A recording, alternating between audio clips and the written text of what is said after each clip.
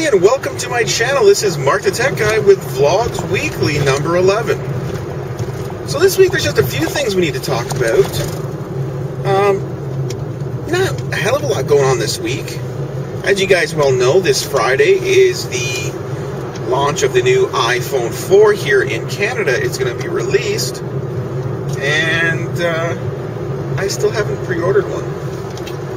So I think I might be out of luck unless I go wait in line for hours on Friday. And that is the day that I am leaving to go on vacation. And I'm leaving early in the morning, so I think I'm going to be even gone before the stores even open. And it's going to be a long weekend here in Toronto, so I don't want to be... I want to leave early so we can not get caught on the roads in traffic. But... so that's happening this week here in Canada. And also, you guys may have heard of this, that now it is legal to actually jailbreak your iPhone.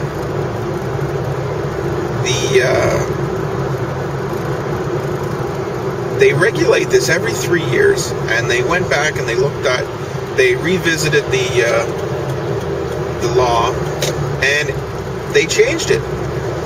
Now, there was a group out there pushing to change this law that, they want to make it legal. If you want to alter your phone, then you are free to do so. Once you purchase the phone, it's your phone. So they're saying you should be able to put on it whatever you want. And you should be able to unlock it to go on any carrier that you want. If you want to switch carriers, then you should be able to do that. So that's what this story is all about. It's a pretty good step in the right direction for the consumer that just wants to maybe experiment with their phone and customize it.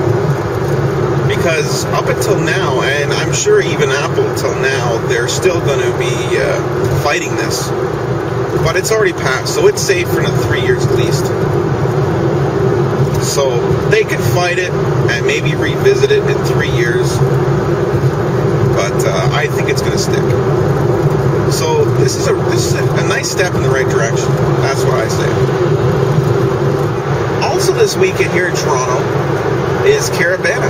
I won't be here for it, but I just like to put it out there to you guys. If you guys like Caravana that we have here in Toronto, if any of you have ever been, it's this weekend. And I know people come from all over the States and throughout Canada to this because it's a huge parade. It's like a Caribbean parade, Caravana. They have the music, the food, and they party at night, and it's a big parade with the floats, and it's nice. And that brings in a lot of tourism here to Toronto. And but the thing is, the government is not giving them any funding this year. And that's been that way with a lot of events this year. I know when we had Pride Week, they didn't give them any funding either. So it's the government's pretty tough this year, but they can afford to have a G20 and spend $1 billion on security. So I can see where everybody's coming from if they complain about it, that they're not getting any funding for certain events, but the G20 cost $1 billion.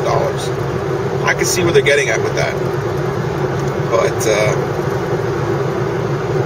as I'm looking right now at the overhead signs here on the way home, and on all the overhead signs they have, it was on the news today, starting August the 1st, you can no longer, if you are 21 and under,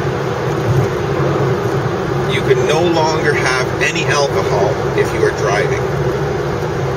And it's a new law that's coming into effect. And if you're caught with any alcohol in your system at one of these ride and spot checks, you will have your vehicle taken away, you'll get your license suspended, and you will have to pay a hefty fine. I don't know how much the fine is, but it's getting up there. I know the fines now, if you go like 50 over, you can get up to a $10,000 fine. The depending on if they classify it as street racing or not. But yeah, they're getting really stiff on these laws. But I'd like to know what you guys think of it. If there's anybody out there 21 and under, do you think it's fair? Post in the comments below, because I like to read the comments and what you guys think. I know they said that in other provinces they've tried the same thing and it's lowered the rate of drunk drivers. So they're going to do it here in Ontario and see if it helps.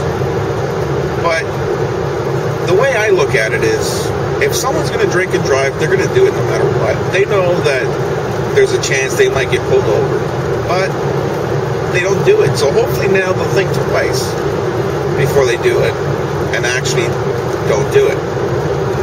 Because, it's crazy to think that, because I said most of the drunk drivers are 21 and under. And the Mothers Against Drunk Driving really pushed to have this passed.